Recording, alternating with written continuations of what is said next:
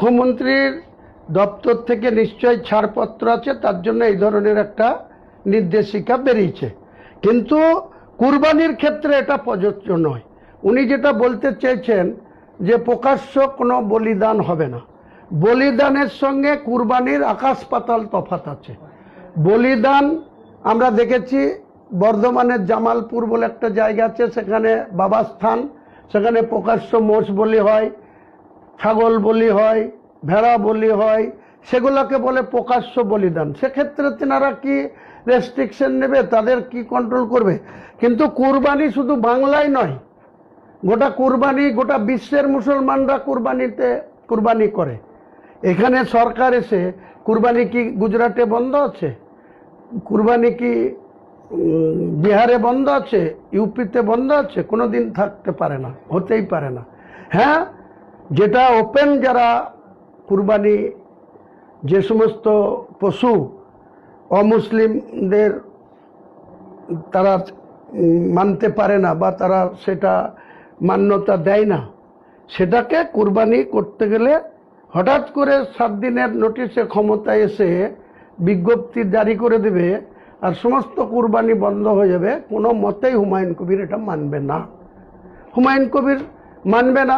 এবার তারপরে যদি কোনো মুসলমান ভাইয়ের তাদের আড়ালে আবডালে বাড়িতে গরু কুরবানি করার জন্য কারো সার্টিফিকেটের দরকার নাই, যে সার্টিফিকেটের কথা বলা হচ্ছে, কোনো প্রধানের কোনো মিউনিসিপ্যালিটির এই সমস্ত সার্টিফিকেট দেওয়ার কোনো রাইট নেই। আমি চ্যালেঞ্জ করছি। কি করে এটা সে কি করে আইডেন্টিফাই করবে? আমি তো আগেই বলছি, তার ডেট অফ বার্থটা কে নির্ধারণ করবে? তার 14 বছর বয়সটা কে ঠিক করবে? বয়সটা তো তার কবে জন্মেছে, সে কবে কোন গায়ের পেট থেকে বাছুর ভূমিষ্ঠ হয়েছে, সেটা কি কোনো রেকর্ড আছে?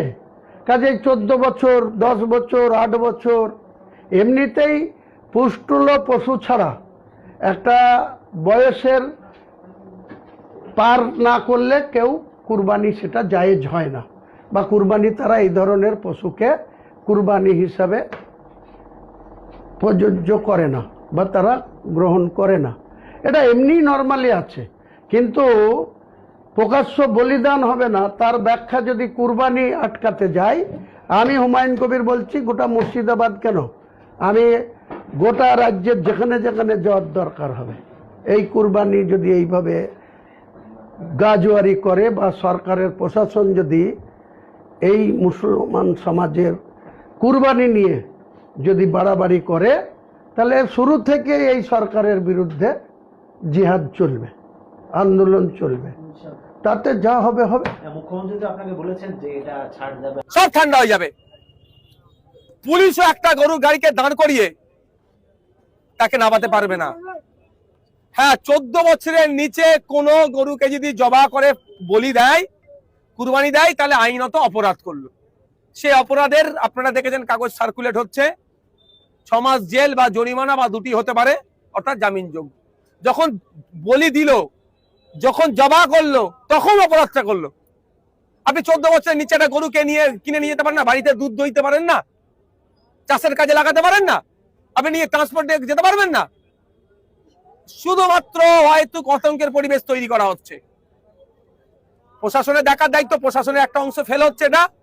তবে আমি মিডিয়ার মাধ্যমে সাধারণ মানুষকে বলবো, যদি এই ধরনের কোনো সমস্যার সম্মুখীন হয়, সেই পুলিশ হোক আর কোনো বিজেপি নেতা নেত্রী হোক আর সাধারণ মানুষ হোক, তার বিরুদ্ধে থানায় কমপ্লেন করুন, কমপ্লেনের কাগজ আমাকে দিন, আমি উচ্চতর নেতৃত্ব অফিসারদের সাথে কথা বলে প্রয়োজনে কোর্টের দ্বারস্থ হবো। কুরবানি নিয়ে রীতিমতো সংখ্যালঘু সমাজে, মুসলিম সমাজের মধ্যে একটা আতঙ্ক তৈরি হয়েছে। ইভেন্ট আপনার বিধানসভা ভাঙড়ের মানুষের মধ্যে, কোন ভাঙড়ের মানুষকে বলবো কোনো আতঙ্কিত হওয়ার দরকার নেই। প্রথম ভাঙড়ের মানুষকে বলবো, কিসের আতঙ্ক? কুরবানি দিতে পারবে কি পারবে না? পারবে না।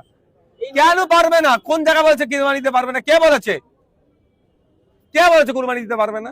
হ্যাঁ, একটা নিয়ম আছে, নিয়মের এখন মেলা জেলা আপনি আমি আবদ্ধ। এবারে এই নিয়মটাকে ভাঙতে হবে, গণতান্ত্রিক প্রক্রিয়ায় কি করতে হবে, তার জন্য চ্যালেঞ্জিং জায়গা, শর্ট পিরিয়ড। এখন যেটা আছে তার বাইরে আপনি আমি যেতে পারবেন না। কিন্তু আমি কি বললাম, যে 14 বছরের নিচের কোনো পশু যেটা নির্ধারিত করা আছে, তার বাইরে যতক্ষণ না আপনি বলি দিচ্ছেন, যতক্ষণ না ছুরি চালাচ্ছেন, কারো ক্ষমতা নেই, কোন আইনে নয় তাকে আটকানো। এটা বুঝতে পারছে না কেন সাধারণ মানুষ? সবটা বলে দিতে হবে আমাকে নাকি? পুলিশ কেন আটকাবে রাস্তাঘাটে? গাড়ি এই বাড়িতে গরু পুষতে পারবো না? এই গরুর দুধ খেয়ে আমি আমার শরীর স্বাস্থ্য ভালো থাকবে বা দুধ বিক্রি করার জন্য আমি খাটাল থেকে একটা গরু কিনে নিয়ে যেতে পারবো না? কথা বলতে হবে তো, লাইভ চালান যেখানে আটকাচ্ছে যে আপনি আমার গরুটা আটকালেন কেন? আমি গরুটা পুষার জন্য নিয়ে যাচ্ছি।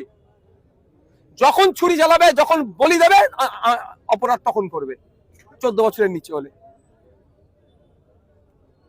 যাদবপুরে এই আপনি গিয়েছিলেন, ভাঙা ছিল, আপনি গিয়েছিলেন। কালকে আমরা দেখলাম যে শতরূপ ঘোষ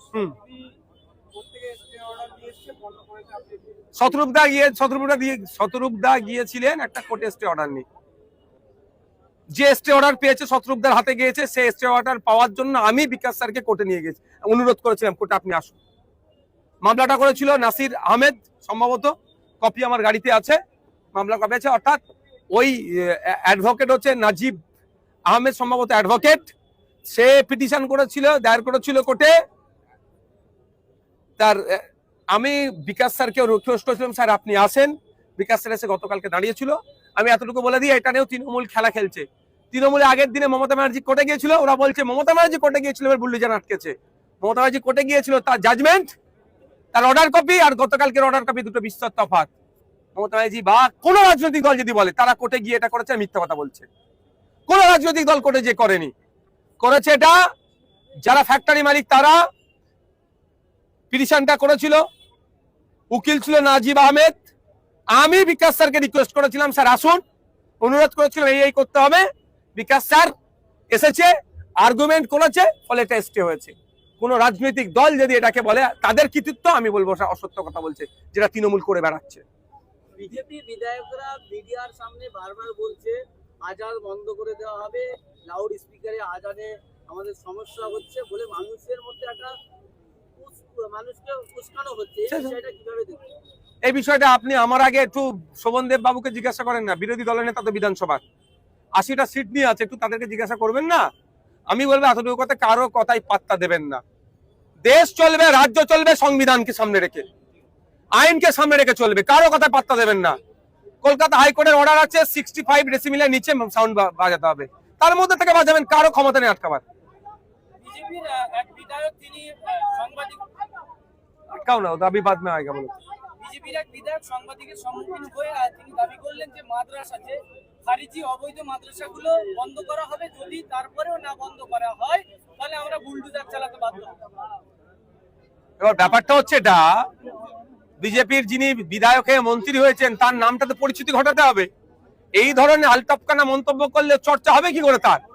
এইটার জন্য অনেক এসেছিল, অনেক চলে গেছে, অনেকে অনেক কথা বলেছিল। আমি বলবো এতটুকুই কথা, ক্ষুদিরাম টুডু মহাশয়কে মাদ্রাসা সম্পর্কে একটু পড়াশোনা করুন, মাদ্রাসা সম্পর্কে দেখুন। আপনাকে বলতে হবে না, আপনাকে বন্ধ করতে হবে না। পশ্চিমবাংলা যদি একটা কোনো জায়গায় অবৈধ মাদ্রাসা থাকে